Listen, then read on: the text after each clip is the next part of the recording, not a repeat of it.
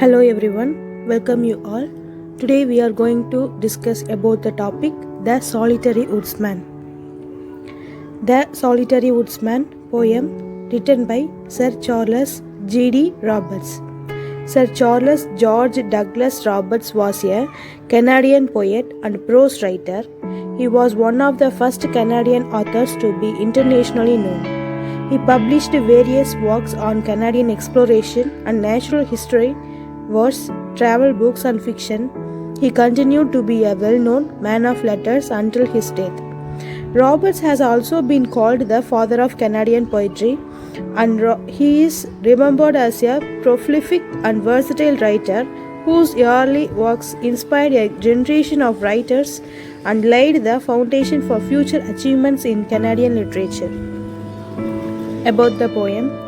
This poem, Solitary Woodsman, was written by Sir Charles G.D. Roberts.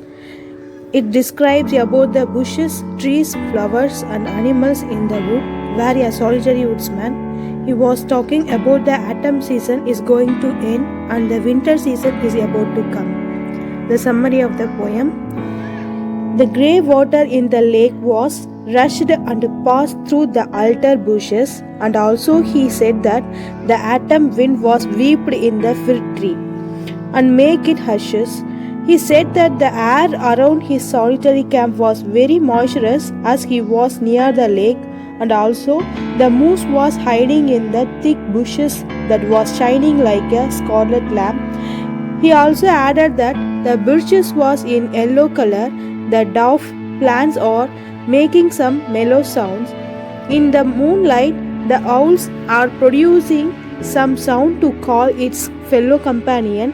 The chipmunks, a kind of squirrel, ate the nuts and was playing in the red color maple tree, and the viburnum bushes in the darkness of the night.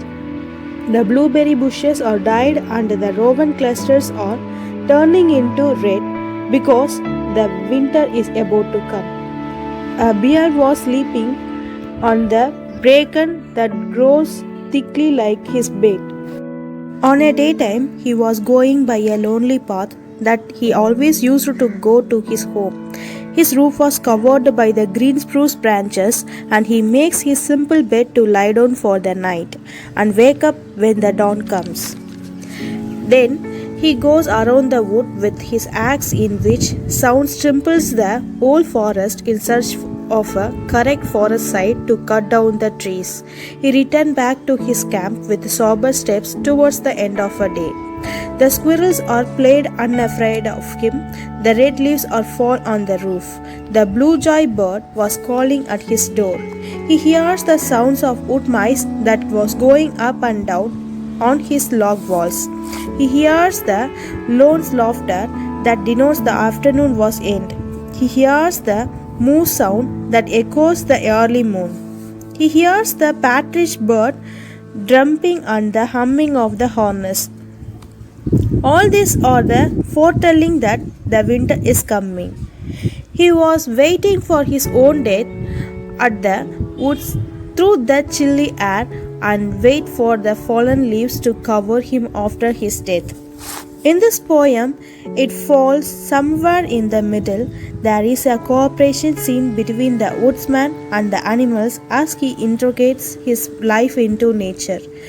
There is also destruction and survival seen by the acts of cutting down a tree and the bear getting ready to hibernate. Robert said that man was an animal, a creature of nature.